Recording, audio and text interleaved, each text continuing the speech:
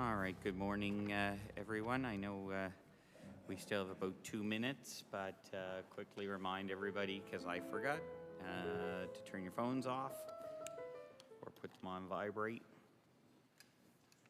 Hope everyone slept well last night. Thank you.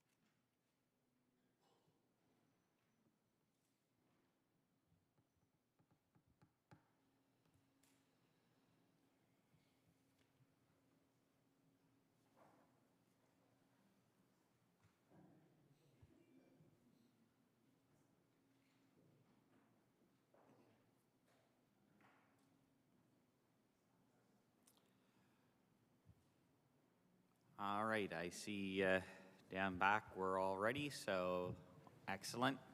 I'd like to call the Law Amendments Committee for Thursday, October the 20th to order and welcome everyone here to Province House.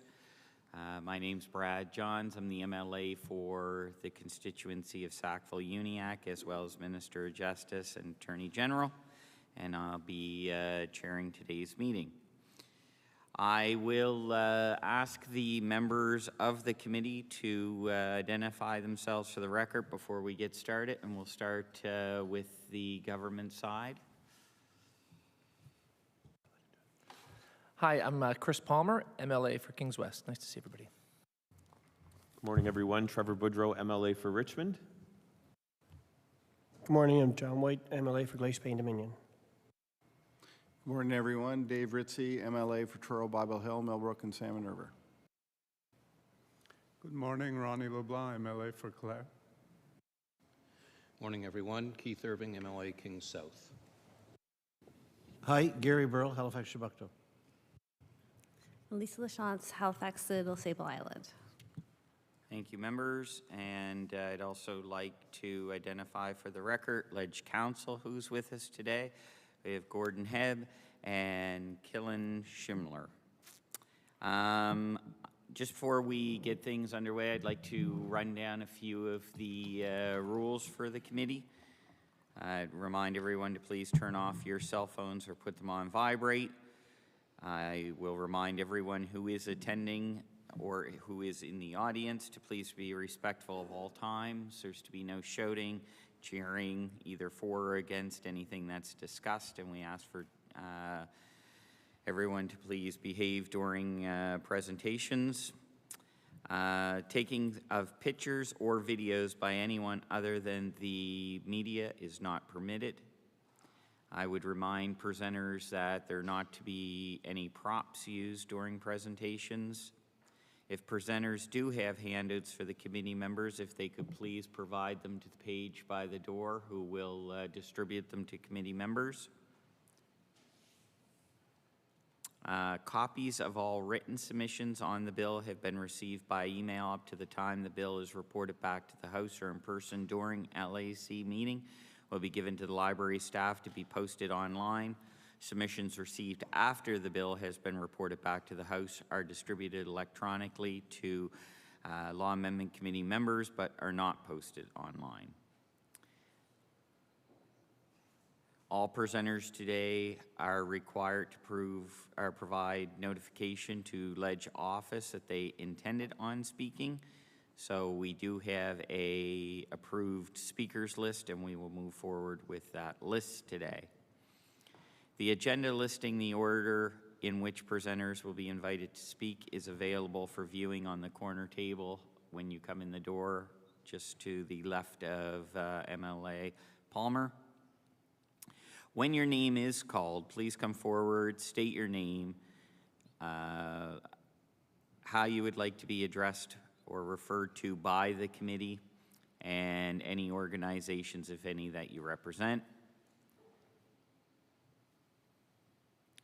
Presentation time. If there are 8 or less speakers signed up to a particular bill, each presenter will be allowed 10 minutes to address the committee. However, if there are 8 or more on a particular bill, each presenter has 5 minutes to address the committee. I will alert a presenter when they have 1 minute left for presentations. There will be up to 5 minutes allowed after a presentation for questions from committee members. Once a speaker has concluded their presentation, I'd ask that they please leave the room in order to allow other speakers who may be waiting to come in and have a seat for their turn. Everybody okay? MLA Irving. Thank you very much, Mr. Chair. Just a quick question with respect to the rules that you just outlined. I have not been at this committee for a bit of time, but I'm wondering if those rules have been considered by the committee and approved by the committee. Thank you, Mr. Irving. They're the rules we've been following since the very beginning of the committee, and I have them written down. I read them the same at every meeting, so yep. And for clarification, those are also, the way that the committee works is at the, you chaired the committee previously, and it's at the discretion of the chair. We set those rules down in the very beginning so that it would be very clear to everybody how we operate, so thank you. Any further questions, committee? Are we all set? So we'll move on. We'll begin with any of the bills that we don't have any presenters registered for, and then we'll move into the presentations. So our first bill, bill number 196, the Art Gallery of Nova Scotia. We do not have any representation who notified Ledge Council on this one, so I would look to committee members for a motion on this. MLA Ritzy. I move that Bill 196, Art Gallery Nova Scotia Act as amended, be reported back to the House without amendments. Motion on the floor. All those in favor signify with aye. Nay. Anyone nay? Excellent, thank you. Moving on now to our next bill. Oh, sorry. So that bill is carried, or that motion, I'm sorry, is carried. So move on now to our second bill, bill number 200, Nova Scotia Museum Act amended. No representation here. Look for a motion of committee. MLA Boudreau. Thank you, Chair. I move that Bill number 200, Nova Scotia Museum Act, be reported back to the House without further amendment. Thank you. All those in favor signify aye. Those opposed, nay. Thank you. That bill is carried, and we'll refer that back to the House, that motion. Moving on now to bill number 204, Municipal Government Act and the Halifax Regional Municipal Charter. We do have 2 speakers who've requested through Ledge Council to speak today. And so our first presenter would be Ross Jefferson.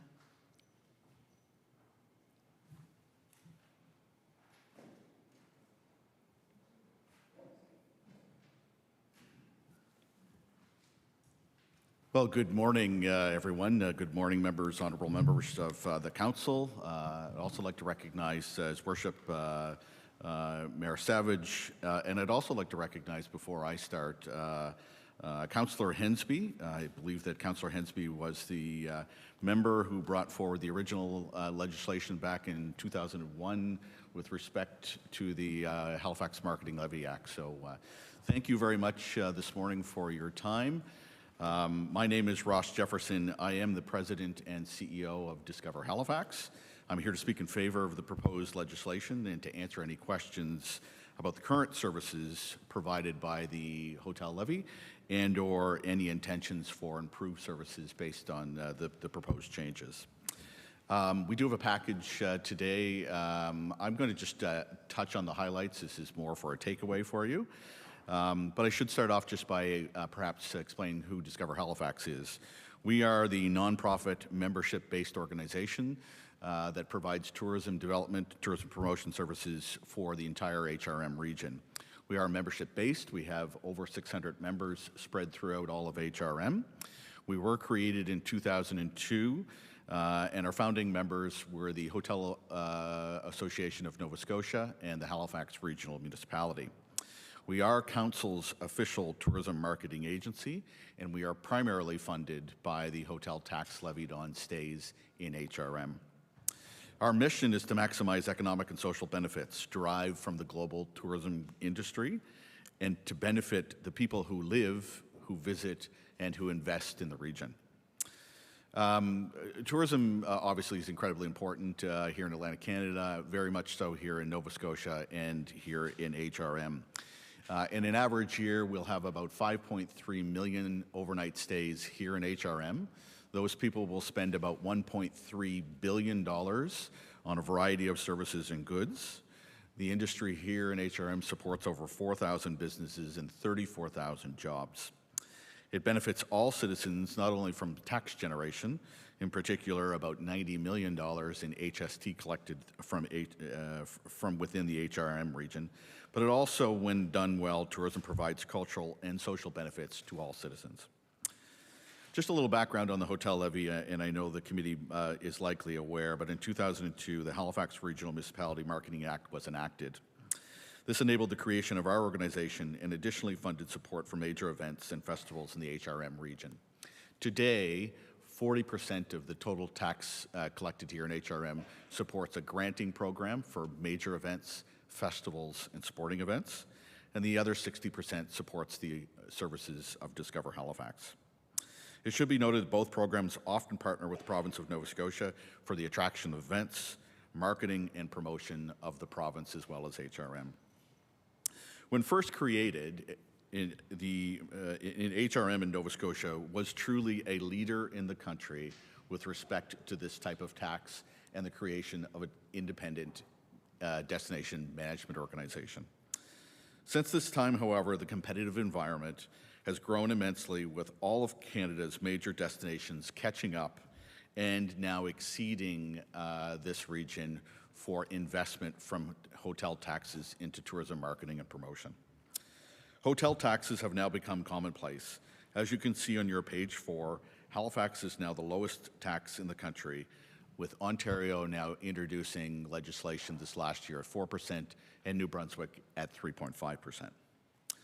On a per room basis, also illustrated in your package, you can see, to try and have a comparative basis, the per hotel room investment shows that the average investment by competitive destinations is 2.5 times greater than in HRM.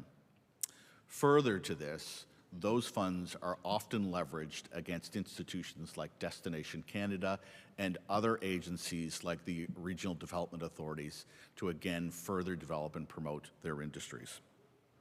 And finally, no surprise to this committee, but when you look at the geography and the responsibility within HRM, we are the size of PEI, and we have a mandate to serve the entirety of HRM, which provides additional challenges to our organization and to the grant fund. To counter this, and in recognition of the importance of the tourism region, HRM Council and the Hotel Association have been working diligently on an agreement to request amendments to the legislation to allow the increase, and HRM Council have agreed to also increase their investment, matching up to $1 million of the new proceeds from this legislation.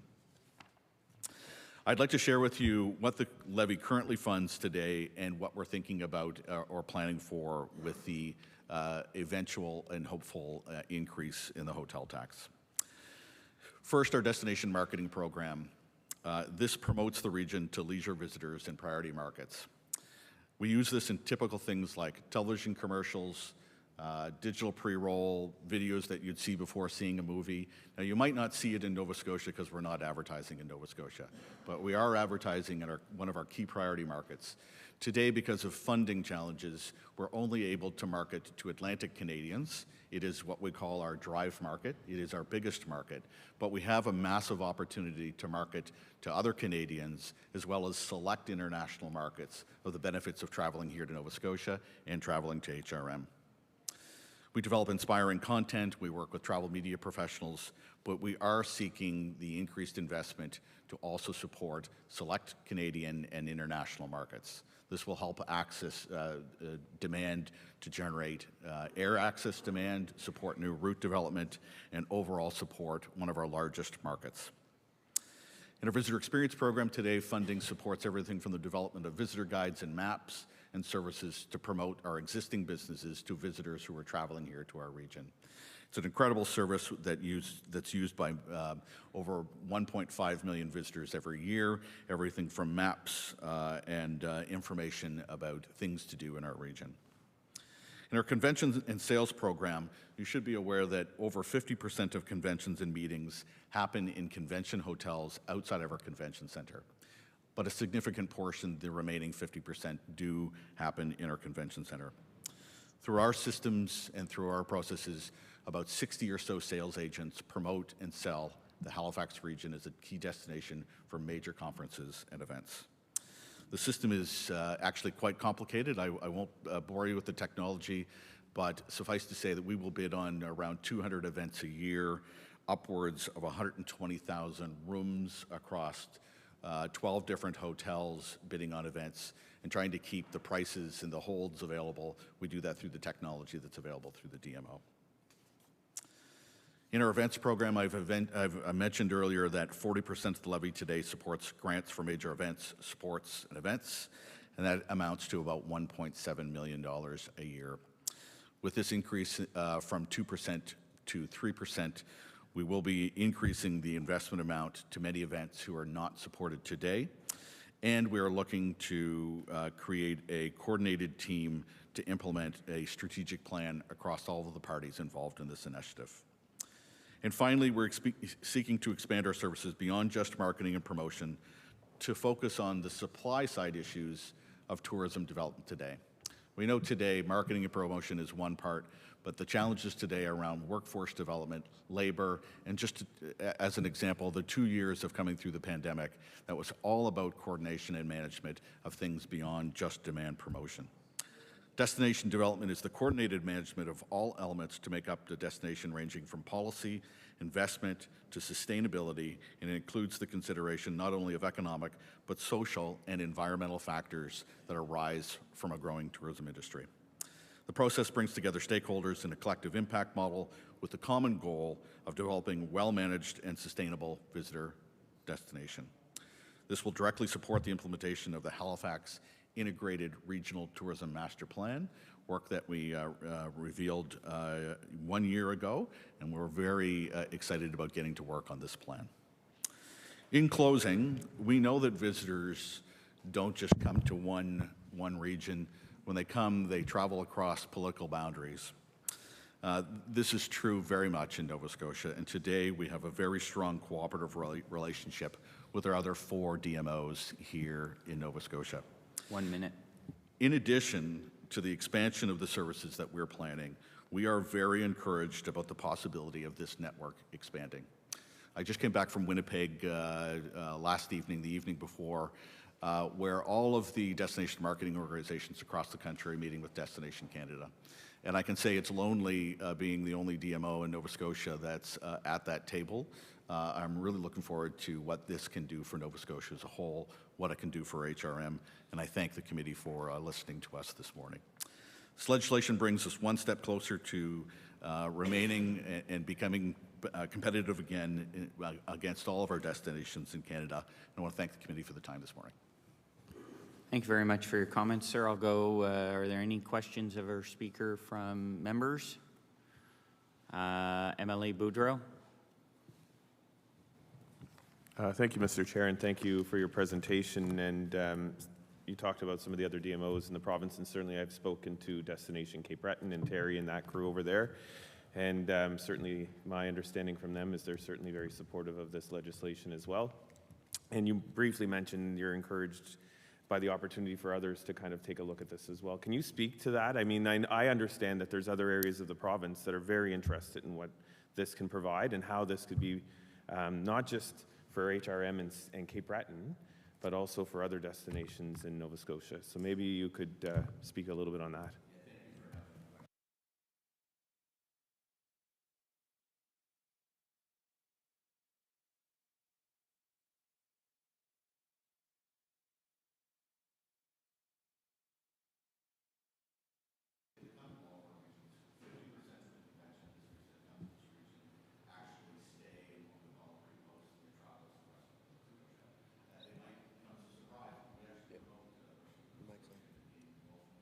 Is it?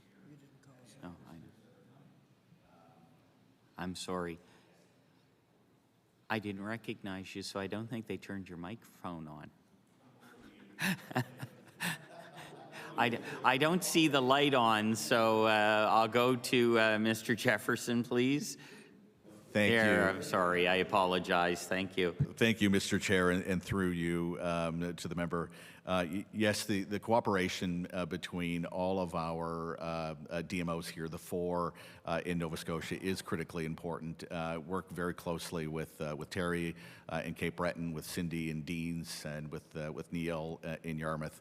And again, just to repeat, that visitors don't stay in one destination; they travel across all of these political boundaries.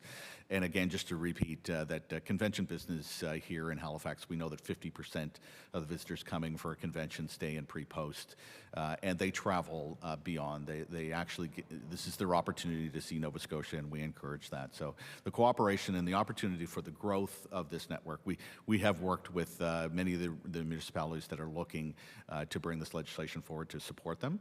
And what I will say in particular that I think is very good about this legislation is it does not prescribe a specific model.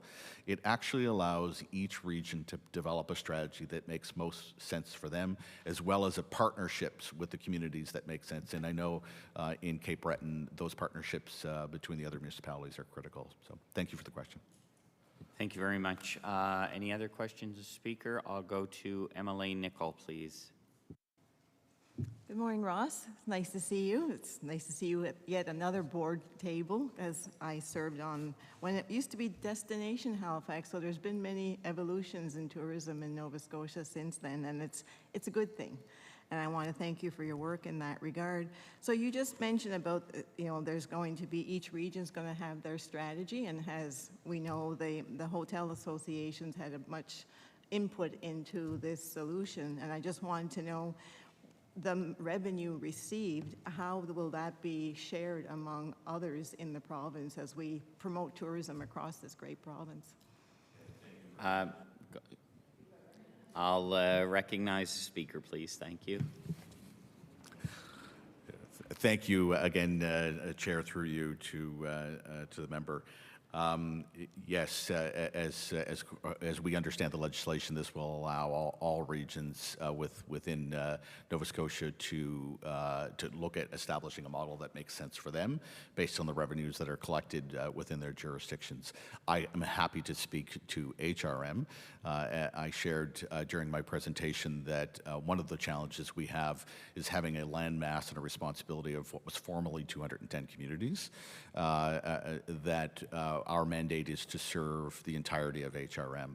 So this, in particular, we've got an agreement from our Hotel Association, moral support to undertake this. I have to share one key point is that the relationship between our Hotel Association and our municipality here is incredibly unique.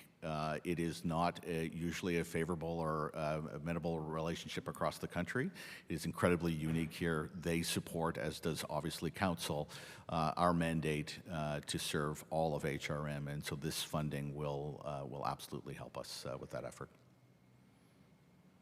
Okay, that concludes your time. I gave you a few extra minutes too, so thank you. And I will, before you go, I'll say as a past member of Destination Halifax and chair of the HRM Special Event Advisory for about 5 years, I certainly appreciate you coming today and presenting. And I know firsthand all the benefits that it's done for HRM, so hopefully the legislation will do the same thing for the rest of the province. So thank you very much for coming. We'll move right on now to our next speaker, and that would be the Mayor of the Halifax Regional Municipality, Mr. Michael Savage. Good morning, Mayor. Good morning, Mr. Chair. Nice to see you again. Yes. Nice job on Sunday at the Fallen Peace See you a lot Officers. lately. Yeah. See you more now than I did when I was on council. No comment. So just to remind you, Mayor, that we have 10 minutes for presentation and then 5-minute follow-up from the committee members. And I assume everybody can just address you as Mayor. They can call me whatever they want. Okay. And with that, you can start. Thank you very much. Thank you very much, Chair and honorable members. I first want to acknowledge that we're here in Mi'kma'ki, the traditional, the unceded territory of the Mi'kmaq, and we honor the peace and friendship treaties that were signed many years ago. If it's appropriate, could I ask my assistant to pass out copies of my presentation? Is that an appropriate thing to do at this point? Okay, I'll ask. Yes, Connor will hand them out for you. All right, thank you. Thank you very much. It's a pleasure to be back before law amendments, and I want to support this bill, which will allow the Halifax region to leverage new dollars to further invest in a tourism industry that today results in about $1.3 billion in annual spending in HRM. This legislation puts Nova Scotia closer to a level playing field with other Canadian jurisdictions when it comes to tourism marketing and development. For example, New Brunswick recently announced legislation to support a hotel levy of 3.5%. Ontario's at 4%. While rates vary across the country, the range is usually from 3 to 8%. HRM supports the increase to the cap on the market levy. In fact, Council has requested that the levy cap be removed altogether. This would provide us with the flexibility needed to work with our industry partners to determine appropriate funding levels to respond to developments in the tourism sector and remain competitive with other jurisdictions. HRM likewise welcomes the amendment enabling the levy to be applied to operations consisting of less than 20 rooms. Short-term rentals are playing an increasingly large role in the tourism accommodation sector. The ability to apply the levy to these operations will help ensure a more level playing field between traditional hotels and short-term rental operations, while also providing greater support for destination marketing and development opportunities. Tourism dollars spent in the province benefit everybody, not just the businesses on the front lines, but residents and communities as well. It supports rural, urban, suburban parts of HRM, improving the lot for many small to mid-sized businesses. The need to increase the levy is one of those instances where there seems to be a lot of agreement between the city and province, Destination Halifax, and the Hotel Association. HRM and the Hotel Association of Nova Scotia, HANS, entered into an MOU in 2022 to support an increase to the current marketing levy. The Hotel Association has agreed to support the lifting of the 2% cap, and the municipality has agreed to increase our investment. An increased levy will make us more competitive in marketing our region and allow marketing and tourism investment so that we can realize the potential of the expanding tourism sector and enhance our competitive position relative to other Canadian jurisdictions. Consider that the average investment by our Canadian competitors is right now more than 2.5 times greater than in HRM. And unlike many of its urban competitors, Destination Halifax is mandated to a geographic area, as Ross indicated, the size of Prince Edward Island. We continue to benefit from municipal contributions that make up 11% of the revenue of Discover Halifax. It has received no provincial funding since it was cancelled in 2016. This, combined with the lower levy, means Halifax is now in last place among its competitors for per hotel room marketing investment. The work that can be undertaken with additional revenues from an increased levy to draw more people into the region pays dividends to provincial and municipal coffers. Indeed, the business case prepared by HRM, the Hotel Association, and Destination Halifax found a modest 2.5% increase in visitation would generate over $265 million annually in new revenues to the tourism industry, over $1 million in new sales tax, and over $1 million in property tax. Tourism supports all communities through economic contributions of taxes created by payroll and sales tax, but also tourism infrastructure, amenities, and community programming. It's often used by and created for the benefit of both visitors and residents. There's been broad consultation on changes undertaken with this work, which reinforces the vision of the Integrated Tourism Master Plan to support and grow our local tourism industry and, by extension, support our diverse economy. I want to thank Ross, who just presented, for the great leadership that his association has brought to tourism in this region. They support all of HRM, and they've undertaken some significant studies as part of the master plan, looking at things like over-tourism and the impact not only on visitors, but on the entire community.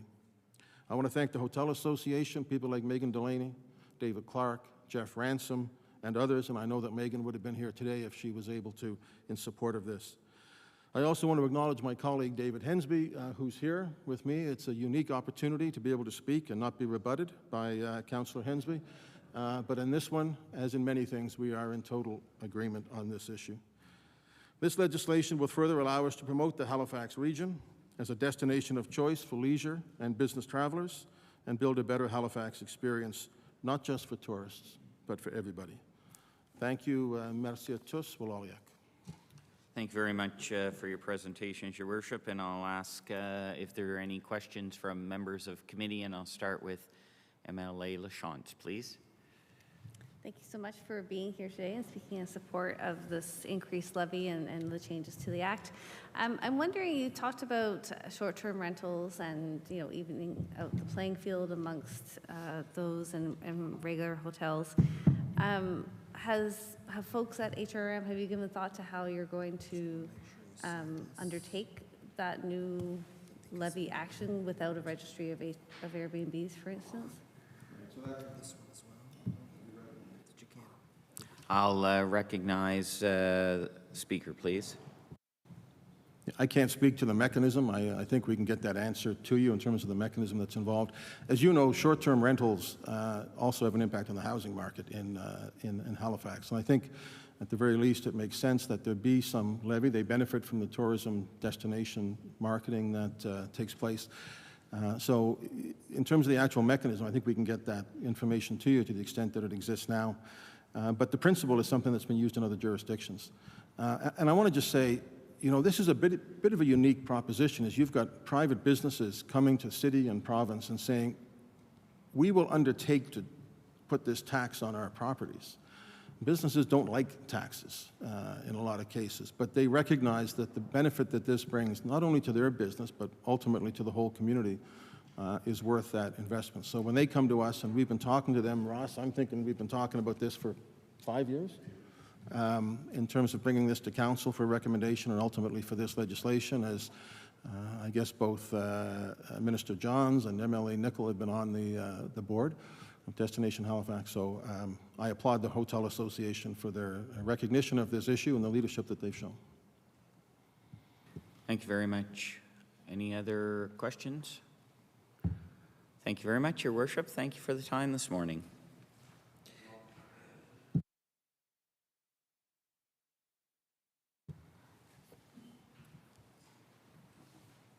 All right, I would look for a motion to presentations on Bill 204, Municipal Government Act, Halifax Regional Municipal Charter, be now concluded.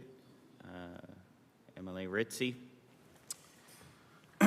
I move that Bill 204, Municipal Government Act and Halifax Regional Municipality Charter amended, be reported back to the House without amendments. Can I have a quick motion to close the... yeah. Thank you. So moved by MLA Ritzy that presentations on Bill 204 now conclude. All those in favor? Okay. And I'll go to MLA Ritzy now for a second motion. Thank you. My apologies, Mr. Chair. I move that Bill number 204, Municipal Government Act and Halifax Regional Municipality Charter as amended, be reported back to the House without further amendments. All those in favor signify aye. Opposed?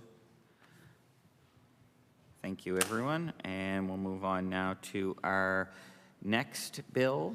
I would point out for committee members that we will have one presenter that will present now at 9:30, and then we will have another presenter that will present at 11 on this. So we'll go to our first presenter on Bill 207, the Electricity Act, Brianna Walsh. Good morning. Once again, you have 10 minutes to present to the committee and 5 minutes follow-up for questions from committee members. If you could just identify any organizations that you represent and how you would like to be identified by committee members, please. And I'll turn things over to Speaker. Yes, thank you. It's Brenna Walsh. I am representing the Ecology Action Center this morning, and being referred to by committee as Miss Walsh would be my preference. All right, wonderful. Thank you, Ms. Walsh, and we'll start your time now. Thank you. I acknowledge that we are gathered here today on the unceded and unsurrendered territory of the Mi'kmaq people, past, present, and future caretakers of this land. I am Dr. Brenna Walsh, Energy Coordinator at the Ecology Action Center, and I was born and raised in Dartmouth, Nova Scotia. I have a doctorate in physical chemistry and have spent my career working to shape energy and climate policy across municipal, provincial, and federal levels of government. Today, I will be speaking to some of our concerns regarding the Act to amend Chapter 25 of the Acts of 2004, the Electricity Act, respecting the Hydrogen Innovation Program, which I will hereby refer to as the Electricity Act Amendment. The first issue I wanted to raise is relating to the parameters in which hydrogen is discussed within this bill. I would like to reference two places where the bill has been discussed by the government of Nova Scotia and link these references to the context in which hydrogen is discussed within the bill. The Electricity Act Amendment refers to hydrogen 25 times. However, the word green is listed in the amendment a single time within the word greenhouse gases in the amendment to Chapter 25, Section 4FA, parentheses 4E. However, in the press release published accompanying Bill 207 and Bill 206, upon first reading on October 17, 2002, green hydrogen is mentioned 7 times, and in the introduction of the bill by Minister Rushton during his second reading on October 18, 2002, 4 times. In both cases, more than half the instances hydrogen is mentioned, is it referred to as green hydrogen. Though it is encouraging to see the intentions of this government to consider green hydrogen production, we are concerned that this amendment, as written, would open a pathway for other flavors of hydrogen production as they have come to be known, opening up potential for development of gray hydrogen, that which is produced by burning natural gas, or blue hydrogen, produced the same way, but with the promise of CO2 emissions being abated by expensive and unproven carbon capture and storage technologies, is counter to meeting the province's emission reduction goals, stated within the Environmental Goals and Climate Change Reduction Act of reducing greenhouse gas emissions by 53% below 2005 levels by 2030 and reaching net zero emissions by 2050. We would urge the government to reconsider the framing of hydrogen within this amendment and restrict the definition of a hydrogen facility, currently defined within the amendment as, and I quote, a facility that produces or processes hydrogen, end quote, which would be included within the list of wholesale consumers to only those producing green hydrogen from renewable resources. We propose the definition of a hydrogen facility be therefore modified to mean, quote, a facility that produces green hydrogen or processes hydrogen which was produced using renewable technology, end quote. Our second point of concern is the creation and development of the associated regulations governing the Hydrogen Innovation Program. The amendment states that the Governor and Council, which from our understanding indicates the Premier and his Cabinet, quote, may take regulations respecting any aspect of the hydrogen innovation program, end quote, and includes a long list, A to L, of 12 areas where the Premier and his cabinet and council will make decisions on the structure, eligibility requirements of a hydrogen facility connecting to the grid, performance standards, evaluation of carbon intensity of a hydrogen facility, whether the hydrogen produced or processed be used within the province, and other parameters within the application process, which we expect would include provisions around siting of a hydrogen facility. Though we commend the government in developing a long list of considerations in which the governor and council will be considering in development of this program, we are deeply troubled by the amount of power this will give a small amount of decision makers in terms of developing how hydrogen will be produced and used within our province. Nowhere in this amendment is there inclusion or consideration of important actors, such as Indigenous landholders and rights holders, local communities in which hydrogen production and processing facilities will be built, or experts who could provide advice on appropriate land use and impacts of a hydrogen facility on sensitive ecosystems or species. As presented, the governor and council will have sweeping authority to establish regulations which will shape the emerging industry in the province of Nova Scotia, and with no guaranteed input from the public or other stakeholders, which will be essential to develop a just and effective strategy for production and use of hydrogen within the province. Additionally, in relating back to my first point, there are no accountability mechanisms within this amendment that ensure the hydrogen facilities approved within the regulations would be producing green hydrogen and providing hydrogen to Nova Scotia for sectors where it would effectively support decarbonization, particularly in hard-to-abate sectors, as well as for storage to provide stability to our decarbonizing grid. In summary, our concerns with the Electricity Act amendment are centered around two critical aspects. One, the fact that this amendment leaves open the possibility for development of carbon-intensive gray hydrogen, as well as blue hydrogen, whose claims of low carbon intensity at scale are unproven, instead of limiting inclusion as wholesale consumers to facilities that produce and process green hydrogen. Second, a seemingly closed-door process to develop regulations around the hydrogen industry in Nova Scotia are concerning. Thank you. Thank you very much for your presentation. I will ask members of the committee if there are any questions.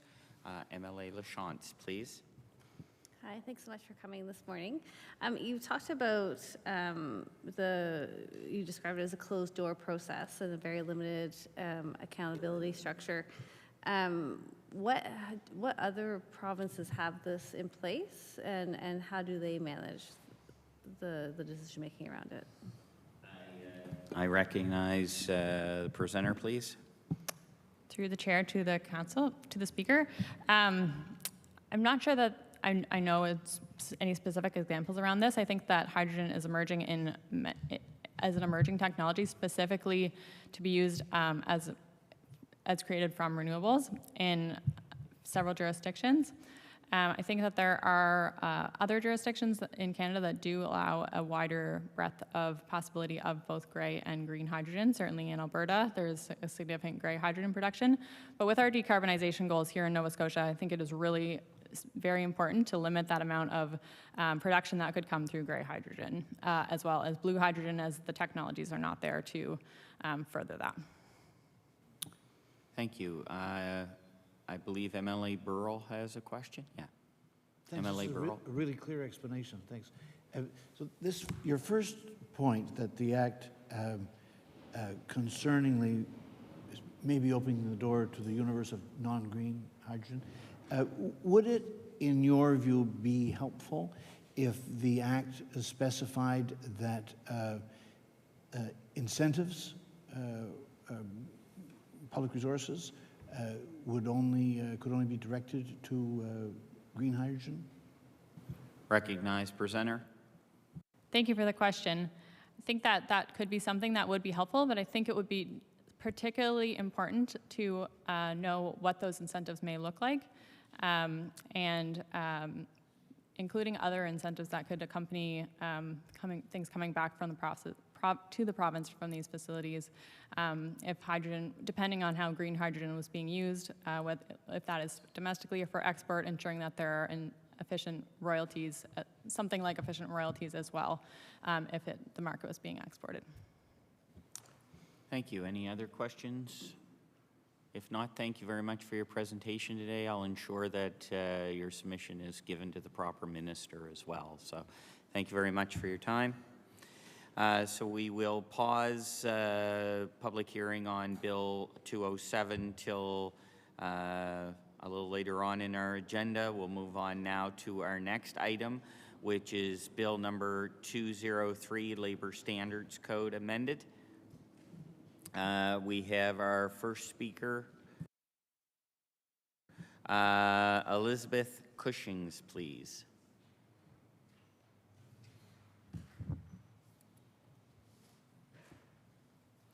Hi and welcome.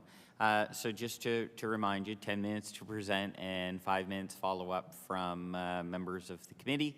And if you could just identify yourself, please, for the record, and how you would like to be identified by the committee members, please. Perfect. I guess to start, I'll say good morning, Mr. Chair and the honorable committee members. My name is Elizabeth Cushing, and you can refer to me as Elizabeth.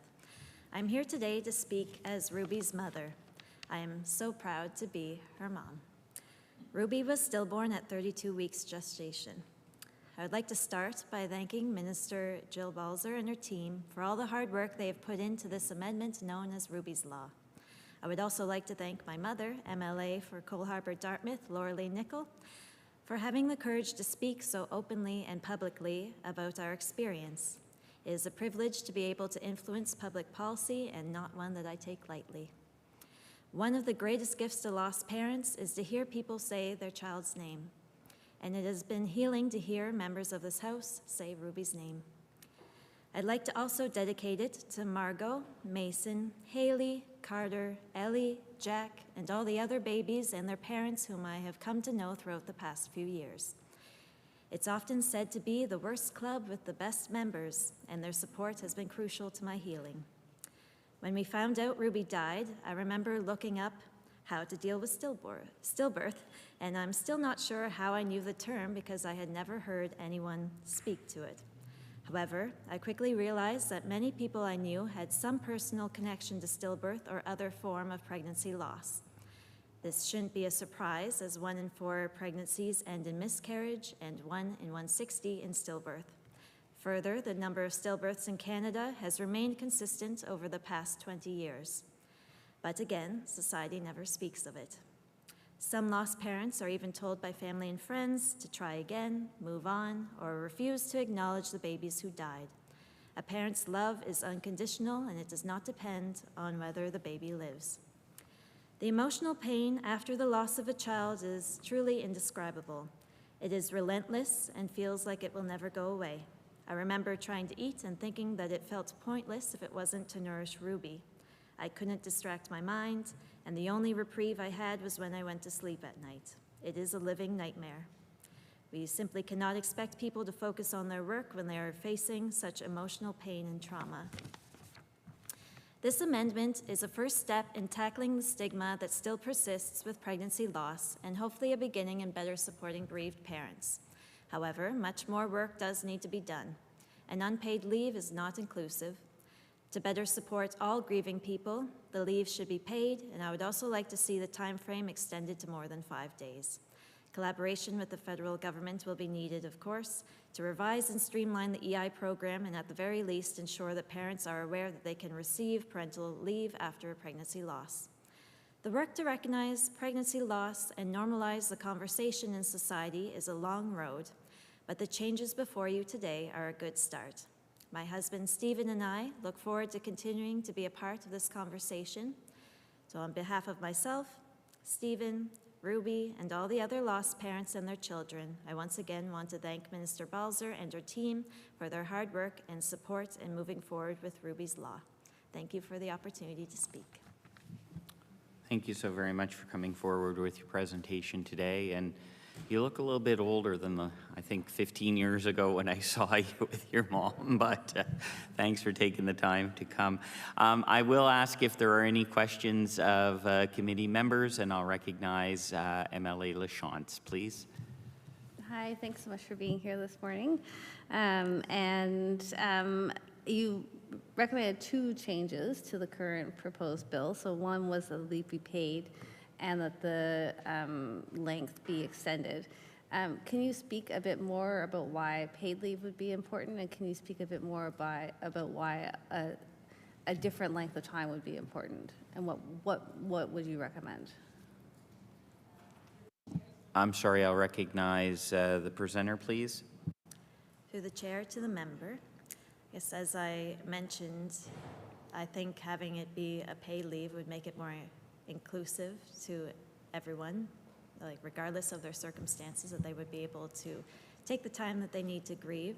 And I also recognize that in regards to your second question, that the amount of time that we need to heal, or those initial stages, well, I don't want to say stages, but the initial moments of grief can vary depending on the person.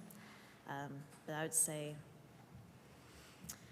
in my own personal experience, the grief is probably at its worst for the first month or so. So I'd say 2 weeks to a month would be an appropriate length of time.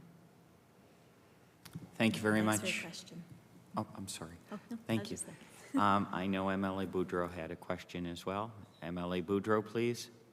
Thank you, Chair, and it's more of a comment than a question, but I just want to say how impressed I am that you've come here today to speak to your personal experience, and certainly I would say we've all heard from constituents and from people that we know on similar, and congratulations again to my colleague across the way for presenting this first, and certainly we acknowledge that Minister Balser and her team, have listened and have brought this forward. But just on behalf of from myself and my colleagues, I just want to thank you for putting that time in to come in and talk to us today. Thank you. Recognize MLA Burrell, please. Okay. Well, did you have? I'm sorry. Did you have? I did want to say that I think, in addition to the contribution of the bill itself, I think it's very significant that you've come here to look beyond the bill and to say that this is a step. I think everyone recognizes it's an important step, but that clearly we need to see to what is required beyond it, and we know that much of that is accomplishable within the provincial realm. So I think this is the bill is something on which both you and your mother should be complimented, but I think it's particularly important that at this stage of the game that you haven't come to just say, so this is important, it's good and great, but say that, but we need to look past that to what people require more and what we can accomplish for them. So I think this is very helpful. Thank you. Thank you, MLA. Any further? Thank you so much for coming in and presenting today. We'll move on now to our second presenter on this bill, Joanne Hussey, please. Good morning and welcome. I do have. I'm pretty sure you know the rundown, but we'll give you the same as well. Thank you so much for coming. I would ask that you identify yourself for committee members and how you would like them to address you. You'll have 10 minutes to present and 5 minutes at committee to follow up. Welcome, and I'll turn the floor to you. To the presenter, please. Okay, great, thanks. My name is Joanne Hussey. I'm a community legal worker at Dalhousie Legal Aid. My pronouns are she, her, and you can refer to me as Ms. Hussey. So I want to thank you for the opportunity to come here today. I think this is a really important and underutilized process that I certainly am working to promote with my students at Dalhousie Legal Aid, so you can expect to see them in the future. Earlier this week, on the International Day for the Eradication of Poverty, the Nova Scotia Action Coalition for Community Wellbeing launched a new campaign called Poverty is a Political Choice. And Dalhousie Legal Aid Service is one of the member organizations of that coalition. So the coalition is bringing attention to the fact that poverty is legislated into existence through programs, legislative changes, policy that we know are inadequate to bring families and people above the poverty line. So this bill actually provides an important opportunity to correct one of those political choices that do contribute to thousands of Nova Scotians living in poverty. So income security, food security, housing security, and access to supports and services are all impacted by the provision of paid leave for all workers. As the presenter before mentioned, this is an important oversight, I think, in this bill, and one that could be easily corrected. Protected leave for employees who experience a pregnancy that does not end in a live birth is very important. Pregnancies ending in outcomes other than live births have significant impacts: blood loss, surgery, trauma, grief. It's complicated. And it should absolutely be expected that workers in Nova Scotia have their jobs protected while they take that time that they need to recover. However, if the leave is unpaid, then it is really only available to some people and not all people. So if the government chooses to pass this bill without amendments, they will be effectively saying to low-wage workers, to those who struggle to keep up with the rent and the grocery bills, that they are not entitled to the same protections as those who can afford to go without 5 days of pay. Socioeconomic status should not determine your ability to access the protections provided in the Labor Standards Code. However, that is the effect of creating protections that are only available to those who can pay in the form of lost wages. And unfortunately, that is currently the case in Nova Scotia for pregnancy leave, parental leave, bereavement leave, court leave, compassionate care leave, critically ill child care leave, and sick leave, all of which are included in the Labor Standards Code and all of which are unpaid. Low-wage workers make up about a quarter of the workforce in Nova Scotia, so that's about 128,000 people who can seldom afford to take unpaid time off work. So amending this bill to provide protected paid leave for people experiencing pregnancies that do not end in live birth has no cost to government, and based on evidence from other jurisdictions that have legislated paid sick leave, legislated paid sick days have little to no effect on overall business costs, and in fact are proven to increase retention of workers. More importantly, supporting an amendment to change these from unpaid to paid days demonstrates an understanding that the choices that you make here about the Labor Standards Code have a direct impact on who is falling behind on their rent and who is standing in line at the food bank and who has the warm coat that they need for winter. Thanks. Thank you very much for your presentation, and I'll ensure that the appropriate minister has your submission. I'd go to members of the committee for any questions.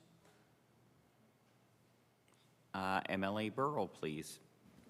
Well, hi. This is, I think this is an important way of looking at this bill and this question to say not only would paid leave be a nice thing, one of the list of good things the government could someday do, but that in fact not doing it is, as I understand what you're saying, is a form of inequity, is a form of inequality. I think this is a dimension of this question that maybe hasn't been looked at before. Could you just maybe speak a little to that point, that this is an unequal thing to proceed without this provision?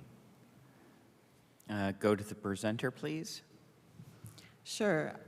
I think that when we think about the Labor Standards Code, we have to realize that we're setting the minimum floor for workers who do not have any other form of protection. So if you are in a higher wage job, you likely already have access to additional benefits. You may be unionized. You may have benefits that far exceed what is in the Labor Code. So in the Labor Code, we have to be thinking about what is the basic level of protection that people need. And it's kind of meaningless if those protections are not reasonably accessible for the people who actually need them. If I have to essentially pay for access to this leave through lost wages, it means that it's really inaccessible to a large number of people and is effectively meaningless because many people in higher wage positions would already have access to this sort of leave on a paid basis. Thank you. Any other questions? MLA LaChance, please. Hi, thanks so much for coming today. The other presenter talked about the length of leave, and I'm just wondering if you wanted to comment on that. Through to the presenters, Mike, please. Absolutely. So I think 5 days is quite short, given the severity of some of the situations that we can be talking about in this situation. I think that, again, having access to a robust system of paid leave that could include a combination of sick leave or longer-term leaves is really important. We don't have an adequate number of sick days in the Labor Standards Code. There's actually fewer sick days provided for in the Labor Standards Code than this leave. So I think increasing the number of days generally is really important. We know that it is still not, sadly, uncommon for women to lose their jobs just for being pregnant. That is illegal, but not something that doesn't occur. And so to have someone who is suffering from the loss of a pregnancy and to have their employment put in jeopardy because of that is truly unfair and definitely an inequity that lower wage workers face in a very different way. Thank you. MLA Nicol, please. Thank you, Mr. Chair. Thank you for your presentation. It certainly came as we started this conversation, and it was about securing the job and this whole thing of unpaid leave. Obviously, from the reactions I received and saw and read online, that no one really knew it was unpaid leave. And so I just wanted to ask you, with the Labor Standards Code, if you asked anybody, they all agree that it needs a major upheaval to be rewritten. But to that point about it being meaningless to a number of people, what exactly in the Labor Code would need to be rewritten or adjusted provincially? Because there is unemployment insurance, and that's a federal thing, but I just wanted to know specifically, and if you had any data with regards to the number of people it would be meaningless to. Presenter, please. So I don't have a number. I do know that people in low-wage work likely wouldn't have access to additional forms of benefits or job protections. So like I said, that's about 128,000 people, which is a substantial chunk of people in the province. Really, it comes down to changing the word unpaid to paid. In other jurisdictions, there is legislated employer-paid sick leave, and it doesn't substantially increase cost to business. It substantially increases worker retention. It substantially increases the productivity in the workplace because people are not coming in when they're sick or when they're dealing with complicated family situations that make them probably not very good at their jobs, quite frankly. But when the reality is I can either show up at work today or pay the rent, that's not really much of a choice. Thank you. And our last question, MLA Ince, please. Thank you. It's not a question, it's more just a comment. I'd like to thank both presenters for their foresight, for having a vision that includes more people. We have a current climate and time that this move could help some of those who are in need. So thank you so much for bringing this. Thank you, MLA.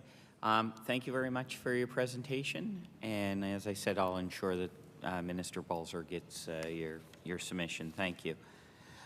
So we are now going to put pause on our presentations for this bill. We do have presenters, but they're a little later on in the morning, so we'll move to our next bill, Moving now to presentations on Bill 198, which is the Emergency 911 Act and Emergency Measures Act. We do have a presenter who is presenting virtually on this one.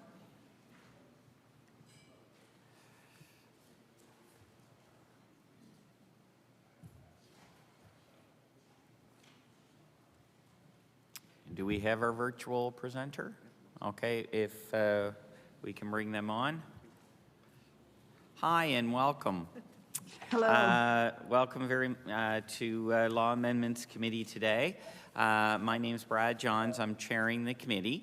I would, in a minute, just before I turn the floor over to you, I'd like to remind you that you'll have up to 10 minutes to present to the committee, and then the committee has up to 5 minutes to ask following questions. So if you could just identify your name and any organization that you might represent and how you would like to be addressed by committee members, and then I'll start the 10 minutes for your presentation.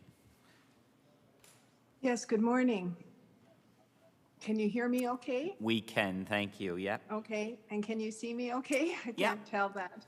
Okay, so Honorable Chair and members, my name is Ann Camozzi, and I'm here representing myself, although I belong to a number of different disability groups around the province, so I feel that I'm speaking on behalf of many people who have contacted me. You can call me Ann. And I really thank you for the opportunity to speak before the Law Amendments Committee, especially virtually, since I'm in Antigonish in a wheelchair, and it would have cost me $350 to come to Halifax. And it's very important for people with disabilities to be able to present virtually. I'm really grateful for the opportunity to speak before the Law Amendments Committee with regards to the important legislation being put forward in Bill 198 to amend the Emergency 911 Act. As a disabled senior in a wheelchair who lives alone, I and many other vulnerable persons experienced the terror of no telecommunications during and after the hurricane. I commend the government for enacting legislation to ensure that emergency systems will work both during and after an emergency. However, the only loss of life directly attributable to the hurricane was the loss of an elderly man with dementia who was swept away to sea. This gentleman's life might have been saved by a voluntary vulnerable persons registry, which I will refer to as the VPPR. This view was reiterated by Ontario Police and Hampton, New Brunswick EMO officials on CBC Radio, who said their registries could have proven effective if this gentleman or his family had registered him as vulnerable. Worldwide studies show that people with disabilities are 2 to 4 times more likely to die in a disaster.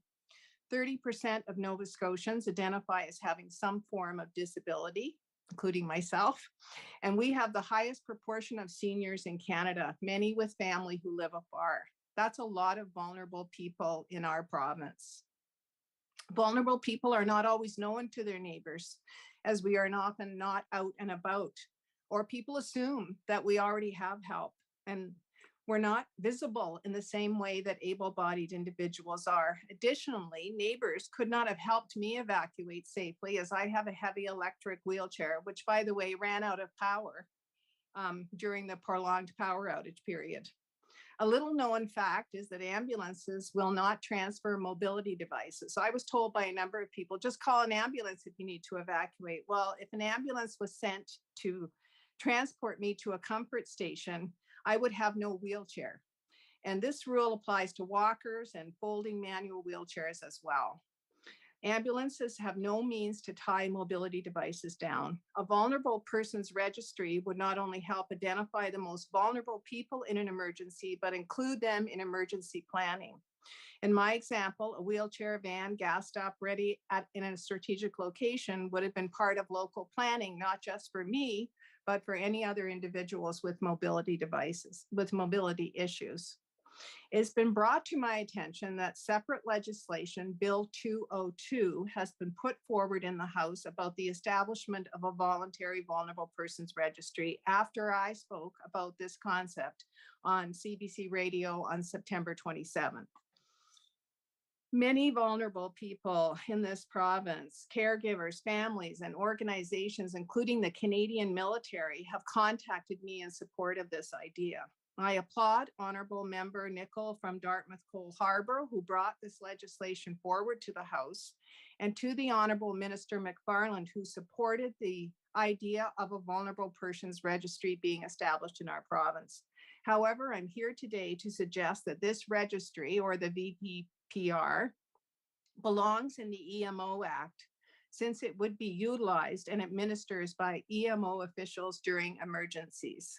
The registry is not a social service or a housing service or a community service. It's an emergency service and therefore belongs in this act. Since the EMO Act is already being amended by this committee, it would be efficient to add one simple line to the legislation, and this is the first of my proposed amendments, something to the effect that from here forward, the government will legislate the establishment of a voluntary vulnerable persons registry in all Nova Scotian municipalities to be led and administered by the office and EMO using first voice consultations to develop efficient, effective policies and procedures. Once the registry has been legislated, its structure can be developed in consultation with vulnerable persons and EMO officials. And this would allow for flexible, community-based systems and approaches suitable for the varying urban and rural situations found in our province. Every community is different. Furthermore, I respectfully suggest that in your amendments, you legislate that telecommunications companies be required to ensure that during and after an emergency, EMO has adequate systems to link the registry to appropriate officials so that they can assist and support the vulnerable persons and/or families based on preset protocols that really don't have to be legislated, in my view, who voluntarily choose to register with EMO officials. The danger of not linking the registry to demands made to telecommunications companies is that the registry exists, but EMO officials can't access the information due to communication failures and disruptions. Thank you very much for the opportunity to present my views before this committee, especially virtually. I want to emphasize how important virtual presentation is for many Nova Scotians. And I'd be honored to assist the government further to establish the development of the registry and welcome any questions that the committee may have for me. Thank you very much. Thank you very much for your presentation, and the members of the committee do have what you submitted in front of us, so I'll ensure that that's forwarded to both the Minister Lohr as well as McFarland, and I know that it's something that we've been discussing at my through my department as well. So I may reach out to you in the future and have a chat as well.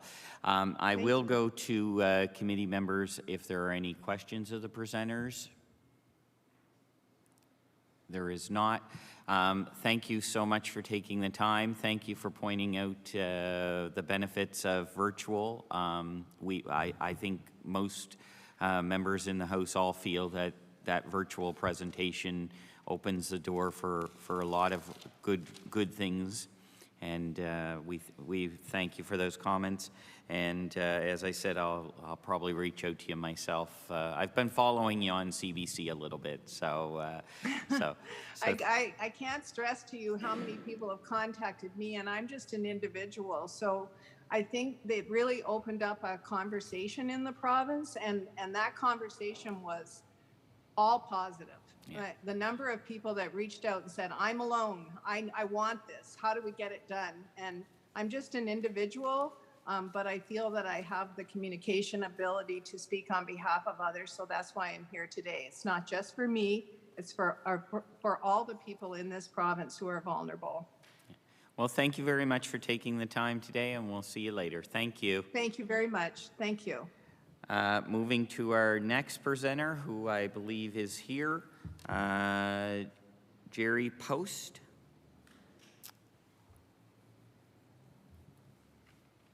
Nice to see you again. Just before you present, just Remind you, you have 10 minutes to present to the committee, up to 10 minutes. The committee then has up to 5 minutes to ask questions. And if you could please identify yourself, any organizations that you're representing, and how you'd like to be referred to by the committee. Well, good morning, Mr. Chairman and members of the committee. It's good to be here again. My name is Jerry Post, and I'm here as an individual. As many of you know, I'm quite active, advocating for the disability community, and that's why I'm here. I'd like to thank you for giving me the opportunity to speak on Bill 198, an act to amend the Emergency 111 Act. I'd also like to echo the proposal put forward by Ann Camozzi earlier for an amendment that would create a voluntary vulnerable persons registry, which I will refer to as the registry. I would also like to acknowledge the private members bill that was introduced by the member from Dartmouth Cole Harbour to establish a registry of vulnerable persons, and the positive response it received, including a response from the Minister, Carla McFarlane, in the legislature, and I have communicated with her as well since then. I think we have support on all sides of the House on this initiative. Most of us have loved ones that would welcome it. 43% of our seniors have at least one form of a disability, and as Anne pointed out, we have the highest percentage of persons that are elderly in Canada, and we're getting older. When I became disabled 10 years ago and left hospital, finding an accessible apartment was nearly impossible. I found something that was on the 6th floor of a high-rise tower, and once I settled in, the first call I made actually was to the fire department, asking what I should do in case of a fire. And I assumed that there would be a registry. Of course, there wasn't. I was very concerned about being stuck on the 6th floor because they shut down the elevators during a fire. Of course, there was no registry, and when asked what I should do for safety, the answer was move to the 1st floor. Well, that's easier said than done. After 5 years, I now live on the 1st floor. But that's thanks to the generosity of a friend who was renovating a building and accommodated me. I'm privileged. Most in the disability community are not and struggle to be able to afford accessible housing. You know, we talk about affordable housing, and we quite often seem to forget about that. It should be accessible as well. The vision I had for a registry when I called was that in case I had to call 911, my call would be automatically flagged as coming from a vulnerable person in a wheelchair, and that would be passed on to the responders. Or in the case a call came from the building I was in, a large apartment building, that the fire department would be notified that there are vulnerable persons in that building, and these are where they're located. Or in the case of a power outage, like we had during Fiona, that appropriate agencies would be advised of the vulnerable persons in the outage catchment areas. It's a simple thing to do using technology. The registry is therefore more than a list. It's a system that links different data sets and technologies from different organizations, along with protocols on what to do under various emergency circumstances and how to deal with different disabilities.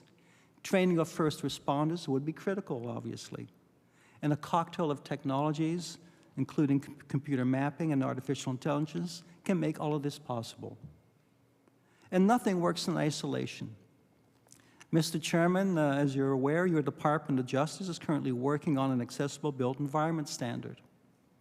It's important that this standard includes such public safety and emergency features as requirements for evacu chairs in high-rise buildings and flashing alarms for our deaf citizens. The evacu chairs enable us to be able to move downstairs quite easily. I hope what I've outlined is a dream that you share with me as a committee. You or a loved one day may need it someday. And the commitment for an accessible Nova Scotia by 2030 is not that far off. And Mr. Chairman, let's have the government take leadership on this and start with the Department of Justice. the building across the street.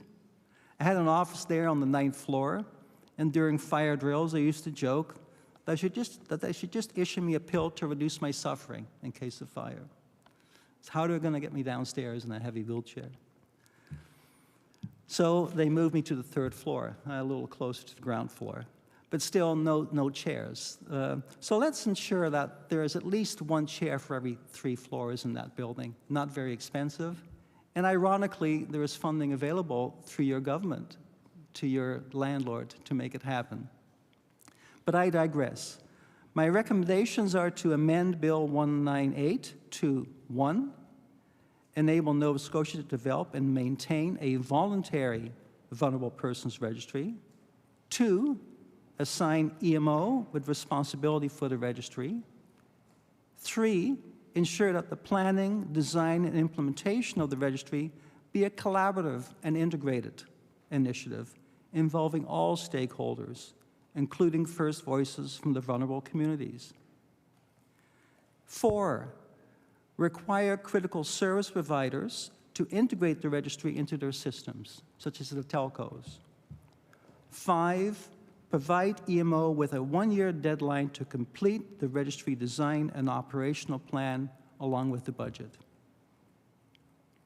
In closing, I would also like to thank the government for reversing its decision on virtual presentations for persons with disabilities.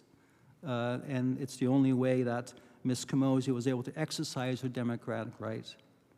Much more can be done to enrich the legislative process at virtually no cost. So thank you, Mr. Chairman and members of the committee. This concludes my presentation, and I'd be willing to take questions. Thank you very much. Thank you very much for your presentation, Mr. Post. Any questions of the presenter? I'll recognize MLA LaChance, please. Thanks so much for being here. I'm wondering if there are examples of these registries in other jurisdictions. Well, there are. A lot of them are at the local level. I think, the I'm sorry, I'll recognize the presenter, please. Sorry. Yes, there certainly are around the world, and a lot of them are at the local level. I think that's a bit of a mistake, in that you get a patchwork of registries, and we have some in the region here as well at the local level. So I think doing an integrated provincial system, I think, is critical, and tie it into the EMO infrastructure that's already out there.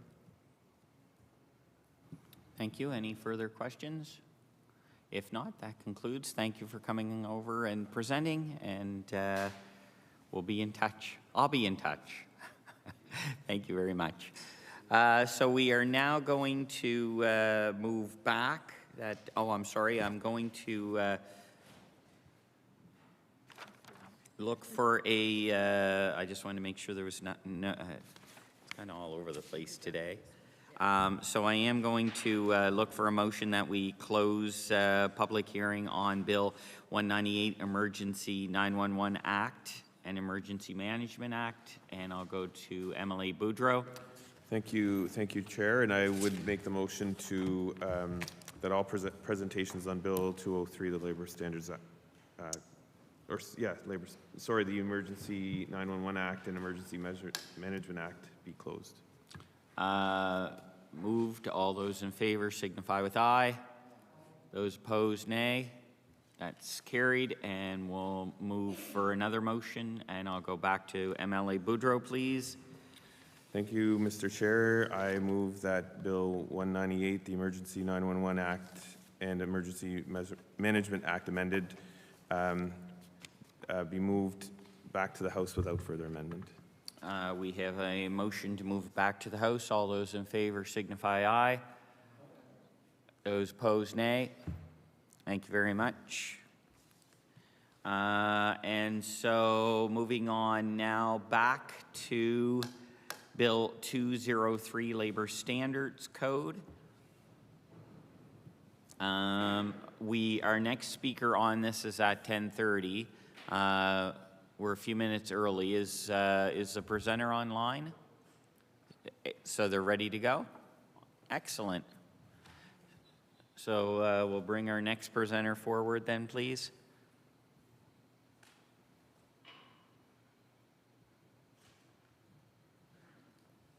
Hi, how are you today? I'm good. Good. Thanks. We can I just hear got you. the- I was going to say, we can hear you and see you great. Great. My name's Brad Johns. I'm the chair. And just before we get things underway, I would like to remind you that each presenter has 10 minutes, up to 10 minutes, to present to the committee. And committee members have up to 5 minutes to ask questions. And just before you you've start... been muted.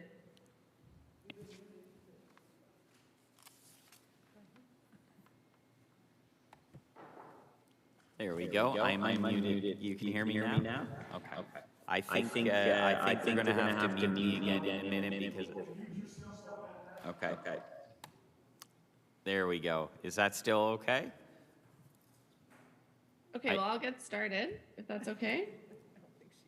She can't hear me.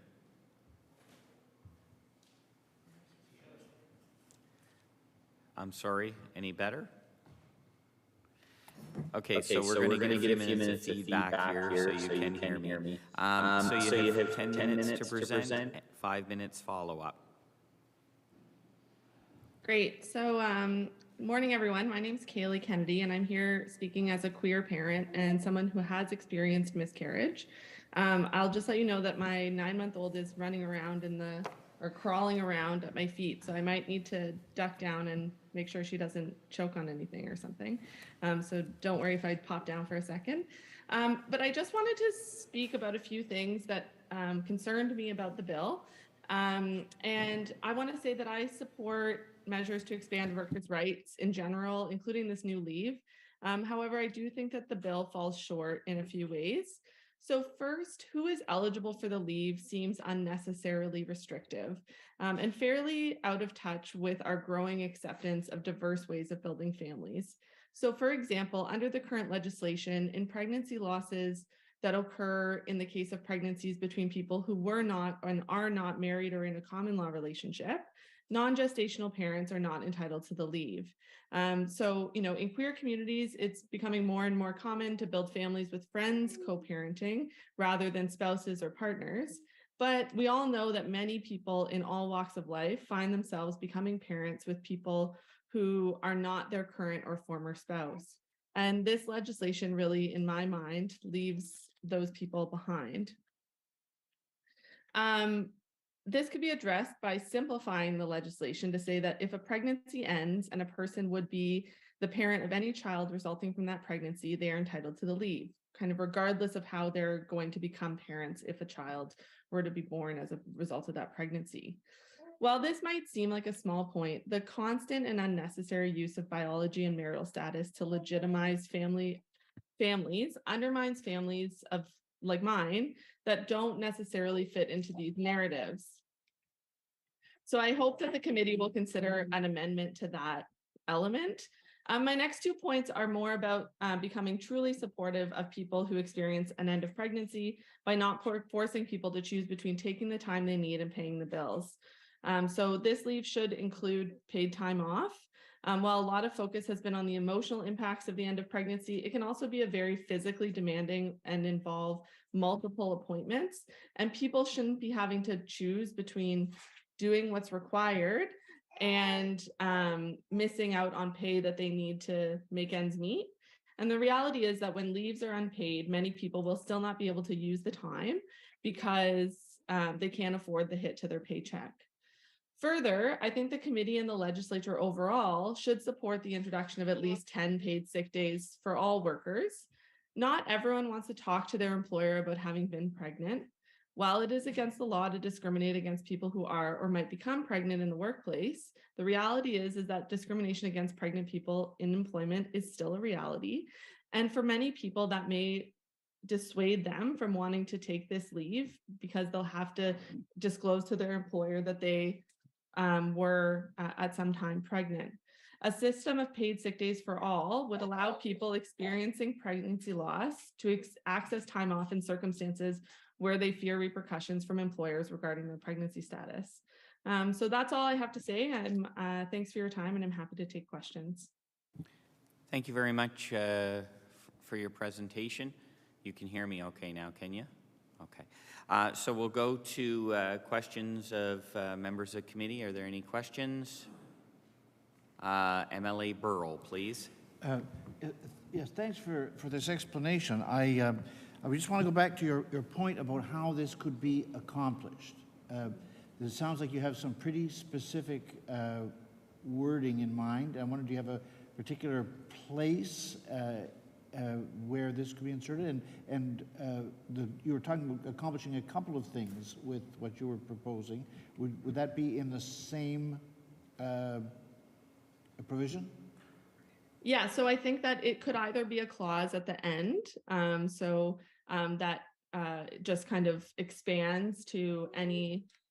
I think I don't have the legislation in front of me, but I think the legislation, when it refers to surrogacy, says any other person who is pregnant and where the child resulting from the pregnancy would be, the person would be a parent resulting from that pregnancy by way of surrogacy, that we could include a clause at the end that just takes the first part of that clause and just ends it, not defining how that person would become a parent. So any other person is pregnant and a child resulting from that pregnancy would have, and the person looking for the leave would have been a parent of the child, any child resulting from that pregnancy. It's also possible that the legislation could be expanded by taking out in the clause that's about former spouses, taking out biology, and then adding that clause as well. So I'm not going to be prescriptive about what needs to happen, but it seems like a pretty simple change to me. Just we need to say that if someone's pregnant and you would have been a parent to the child that would result from that pregnancy, then you should be entitled to that leave. Thank you very much. Any other questions? Thank you so very, oh, there we are. Hi. Thank you very much for your presentation today, and we appreciate you taking the time to do that. Awesome. Have a good day. Thank you. Bye-bye. All right, we'll move on to our next presenter on this, who I also believe is virtual. Not here yet? Okay. Is here? Not here, okay.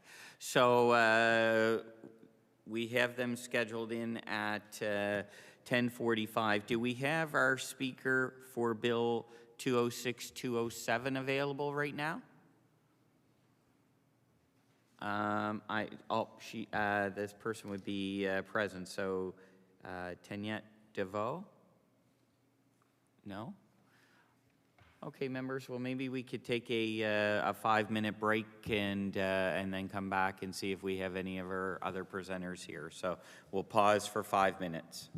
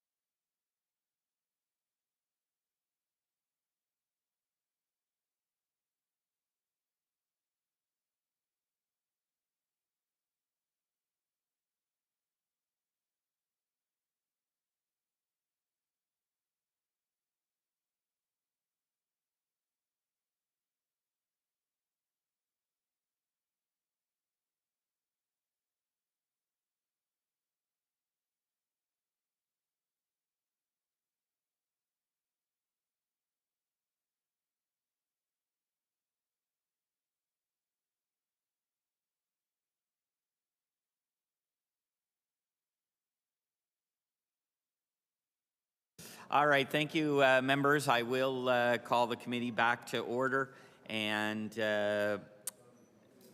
I believe our next presenter, we're continuing on with Bill 203, the Labor Standards Code, and our next presenter, which is a virtual presenter, I believe is online, so we'll go to them, please.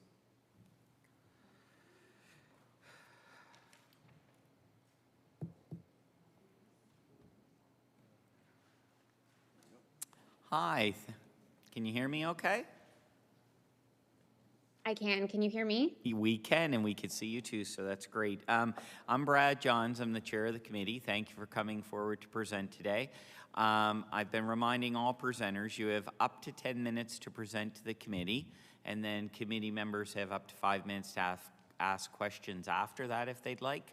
And so I would ask that you just, for the record, identify your name, any organizations, if any, that you're representing, and how you would like the committee members to address you. And then I'll start your time. Okay. So my name is Lisa Cameron, and I'm here on behalf of the Halifax Workers Action Center. And you can address me as Lisa.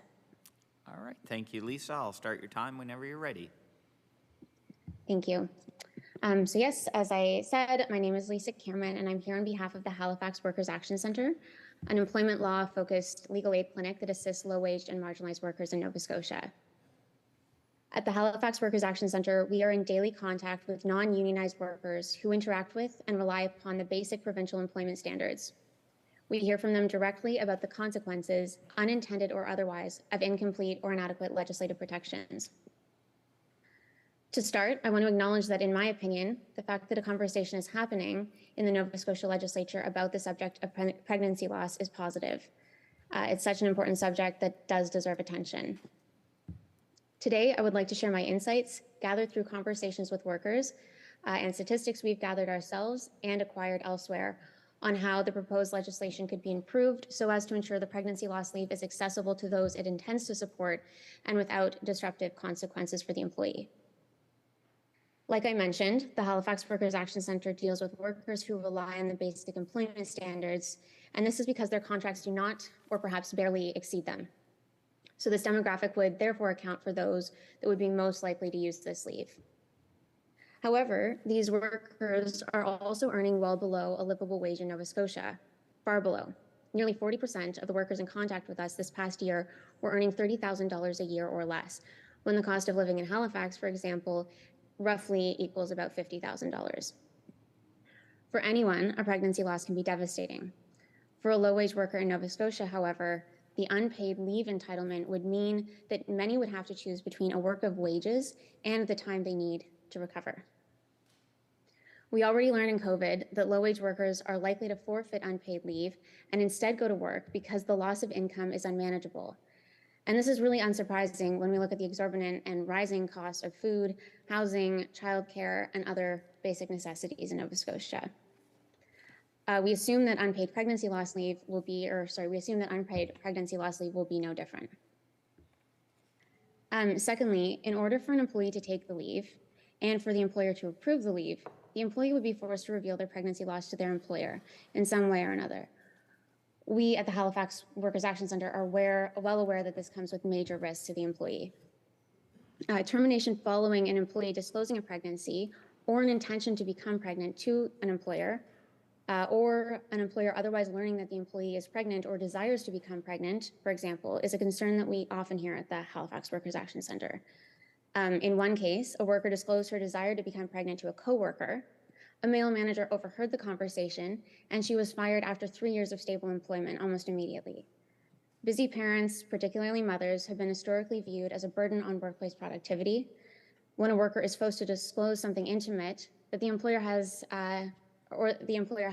information that may motivate them to take action against the individual to protect their bottom line, and that is dangerous and can lead to very discriminatory outcomes.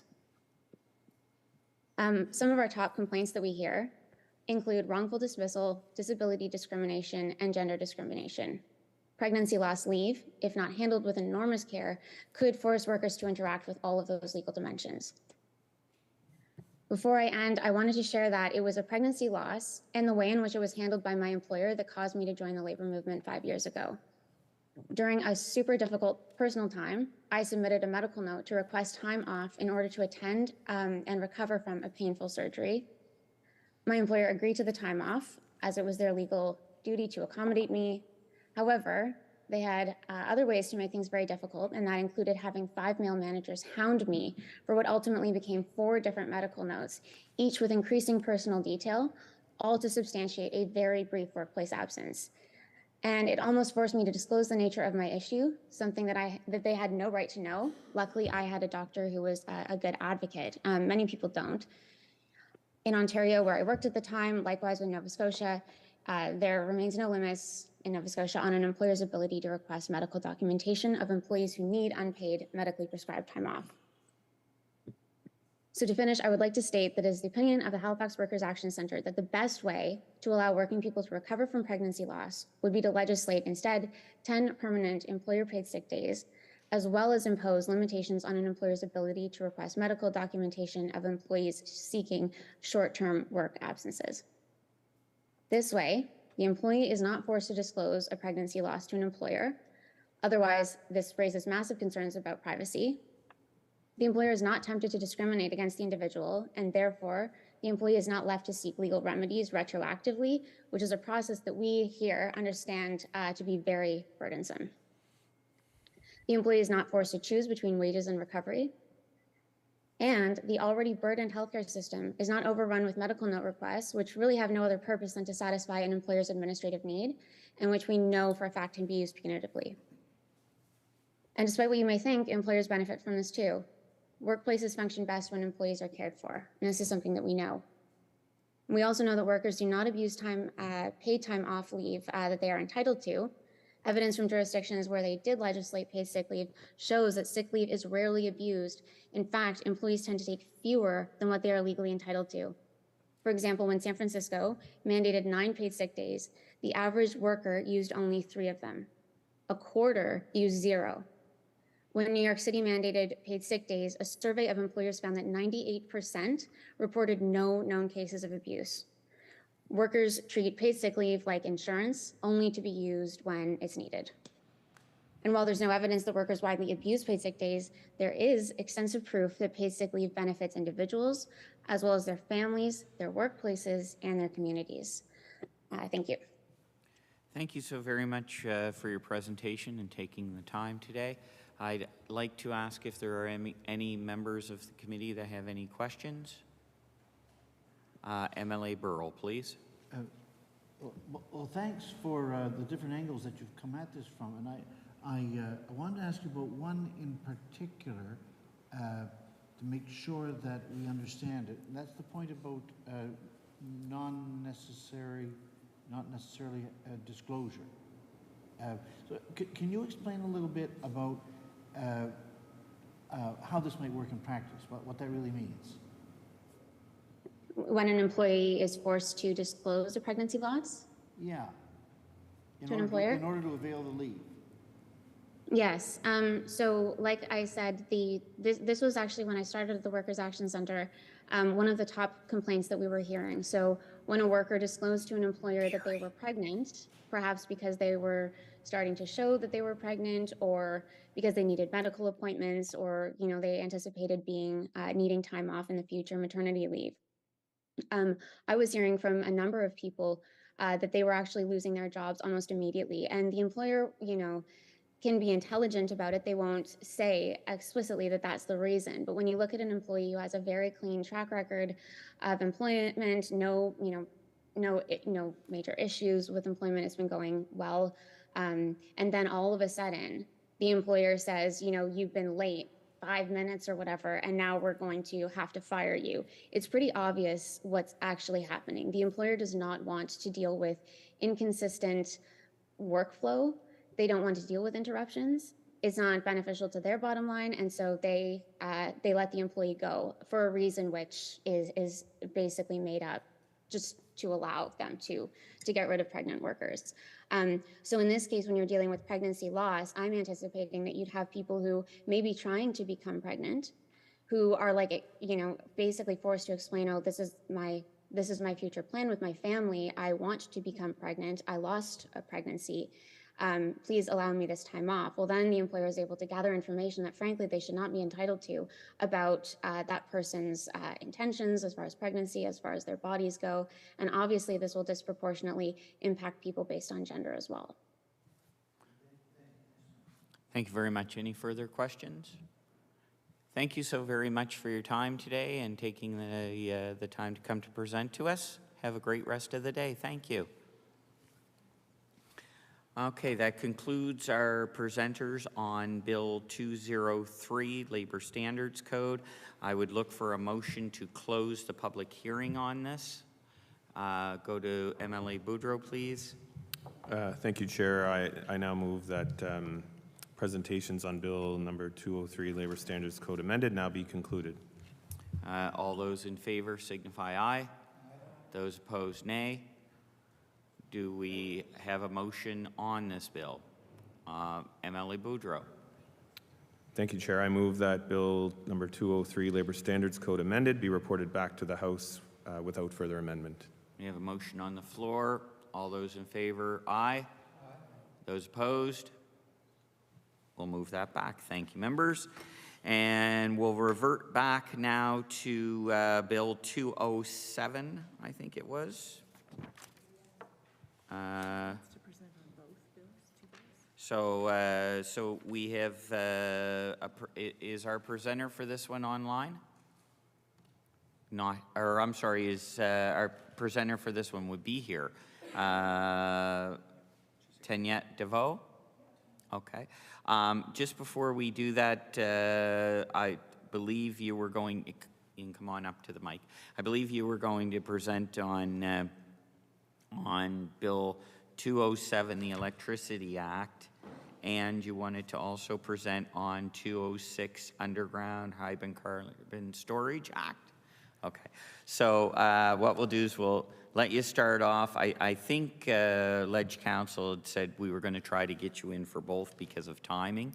We'll give you a little bit extra time because we are running a few minutes earlier. So if you want to, instead of the 10 minutes to present on the two, I'll give you 15 to present on the two of them and then follow up 5 minutes, up to 15 minutes on the two of them, and then follow up questions from members.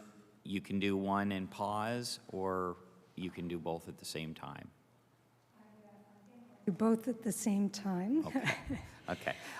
So what I'll do is I'll just ask you to identify for the members your name. If you are representing any groups or interest groups or anything, if you could identify that as well. And also how you'd like to be addressed by committee members. And then I'll turn the floor over to you. All right, thank you. So my name is Tanyette DeVoe, and I am here representing the Sierra Club of Canada, and I go by she, her. So Minister Tory Rushton says that the amendments to the Electricity Act, Underground Hydrocarbon Storage Act, the Pipeline Act, and the Gas Distribution Act are intended to pave the way for green hydrogen. He and his colleagues say that Nova Scotia is well positioned to become a world leader in green hydrogen production and export. Unfortunately, it's clear to me from reading the transcript of the comments made in the House on Tuesday that Mr. Rushton and his colleagues actually know very little about green hydrogen. The information they've shared to date is what you'd find in a prospect sheet written by hydrogen startup companies looking for investors.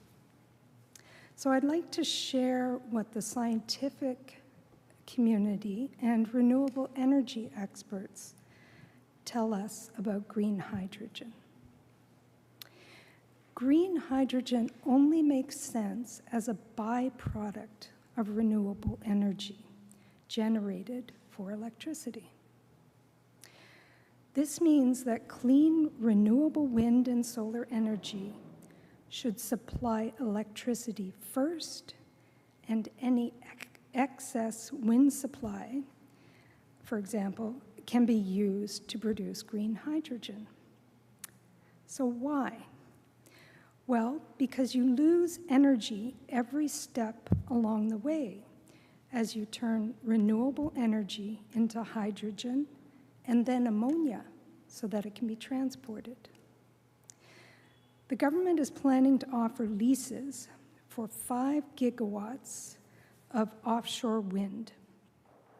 If that wind energy were used to power Nova Scotia's grid, the province could get off coal and other fossil fuels.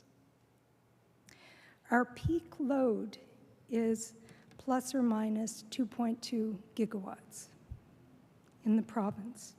The average load is just under 1 gigawatt to about 1.6 gigawatts. Our in-province generation is currently 2.45 gigawatts. So a reminder that the offshore leases that we're talking about here are for 5 gigawatts. That is double our in-province generation capacity. So imagine we could actually get off expensive and dirty imported coal, as well as oil and gas, if we were to develop offshore wind for domestic use rather than green hydrogen for export. Excess offshore wind energy could then be harnessed for green hydrogen production. So I'm going to comment on one argument that comes up, and that is, well, what about Germany and other European countries that are struggling to power their grids and heat their homes right now because of the situation with Russia and Ukraine? So first of all, using green hydrogen for heating is extremely inefficient. If green hydrogen is used for heating, it has an energy efficiency of 46%. So what does that mean? It means that for every 100 kilowatt of renewable energy used to produce green hydrogen, only 46 kilowatt hours of heat is produced because of energy losses in production, storage, and transportation of that gas. Heat pumps, on the other hand, produce an energy efficiency of 270%. Now that kind of doesn't intuitively make sense, but what it means is that for every 100 kilowatt hours of renewable energy, 270 kilowatt hours of heat is produced by heat pumps. So if we genuinely want to help Germany and other European countries get through the winter without Russian gas, we should be building a heat pump factory, not developing offshore wind, which will take a number of years, and factories to process this wind energy into hydrogen that then needs to be converted to ammonia that then needs to be shipped to Europe, and will be an inefficient use of that renewable energy. There are some uses of green hydrogen that make sense, for example, for heavy industry that requiring high temperature heat, such as steel making and cement production, aviation, and long distance transportation, particularly shipping. But those are very specific, and they don't mitigate the enormous need we have here in Nova Scotia to clean our grid.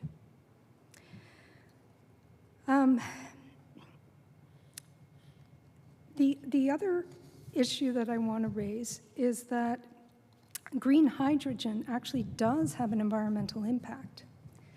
A lot of fresh water is required to produce green hydrogen.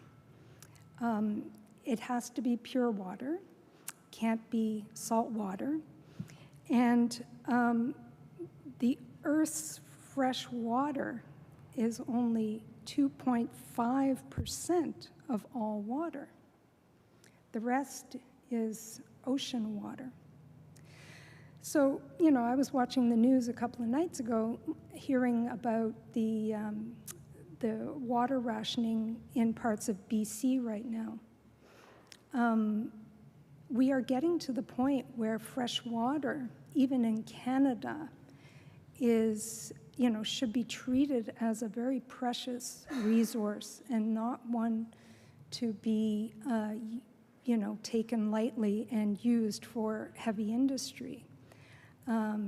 Whether it's making hydrogen or coal mining or gold mining, this is what has value right now, is water. We should not squander it. I also take issue with the idea that somehow this green hydrogen initiative is going to produce a lot of economic benefits.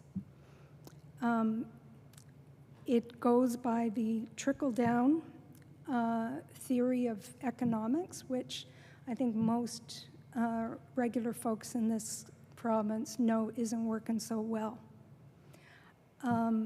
And so if government subsidies are going to be going towards this offshore wind production, that's my taxpayers' dollars, your taxpayers' dollars, and I think we deserve an informed say about how that's going to be used. I will also point out that Mr. Rushton seems to believe that we're going to begin the industry with onshore wind, when in fact, if he's referring to the project in Canso, it will actually be coal, not onshore wind. And I'll share an article after this by Joan Baxter, which explains the plan.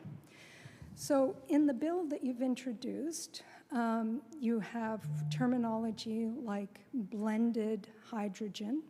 Blended means some color other than green, which means relying on fossil fuels once again. We have what one MLA referred to the other day in the House. She said, Nova Scotia is the would-be Saudi Arabia of offshore wind, of the offshore wind world. That was Danielle Barkhouse, who said that in the comments, and oh, it's in the transcript, the Hansard. What's that? Oh, was it? Okay. Sorry about that. Okay. I'll check the transcript to make sure they didn't confuse you there too. But, so we have this enormous resource. Yes, we should use it, but let's use it for the right reasons.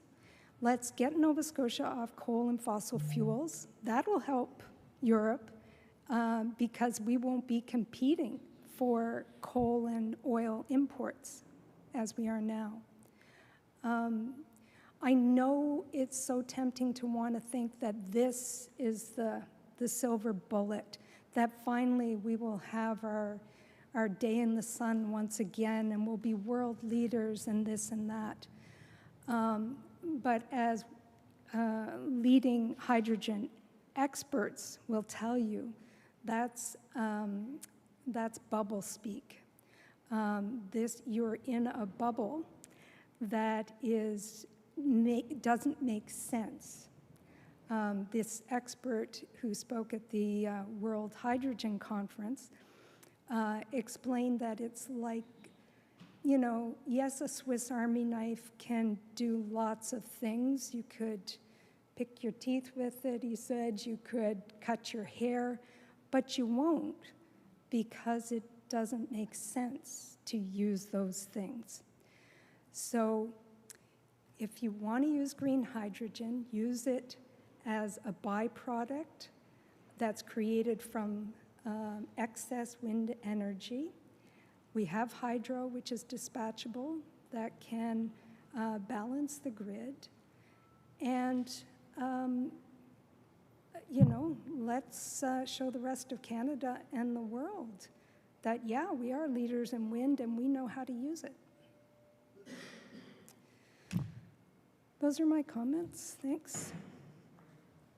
Thank you very much. And I let the clock keep going. So you did go over the 10, but that's okay. You didn't go over the 15. So if I did give you an extra, you took an extra 2. So I will go to members of the committee and ask if there's any questions. Okay. Do you actually have a copy of your presentation of your notes? Or? You know, I will send one in, but I only found out yesterday afternoon that this meeting was happening. Okay. I would love to submit, you know, more detailed, and I'll give you the citations and so on. Okay. Yeah. Well, if you could do that to Legislative Council, and they'll distribute it to the members. And thank you very much for coming today. All right, Great, thank you. So with that, that would be our final presenter. So I'm looking for a motion that we close the public hearing on both we'll do the first one, Bill 207, the Electricity Act. And I'll go to MLA Boudreau. Thank you, Chair. I make a motion that presentations on Bill 207, the Electricity Act, now be concluded. All those in favor, aye. Those opposed, nay. Okay. And I'll look for a motion in regards to 207.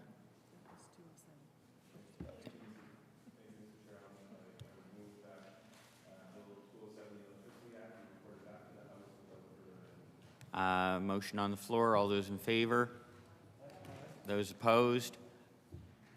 Okay, so I'm also going to look, because that was a kind of a joint one, I'm also going to look for a motion to close public hearing on 206 Underground Hydrocarbon Storage Act, please. And I'll go to MLA Boudreau for that. Thank you, Mr. Chair. I would make a motion that presentations on Bill 206, the Underground Hydrocarbon Storage Act, now be concluded. Motion, all those in favor, aye. Those opposed, nay. And a motion. Thank you, Mr. Chair. Yep. I'm sorry, MLA Boudreau. Thank you, Mr. Chair. I move that Bill number 206, the Underground Hydrocarbon Storage Act, be reported back to the House without further amendment. Those in favor, aye. Those opposed, nay. That one's carried. Just before members leave, I want to extend to the members that were here today to the meeting. Thank you very much. I think we had a very productive meeting today, and I thank everybody for decorum and how things went. I think we had a good meeting. I also quickly want to thank the members of Ledge TV who are back there, continuing to offer support in regards to our online. Works well, and I really appreciate their commitments as well. Thanks, everyone. Have a great day. We'll see you when the House goes in.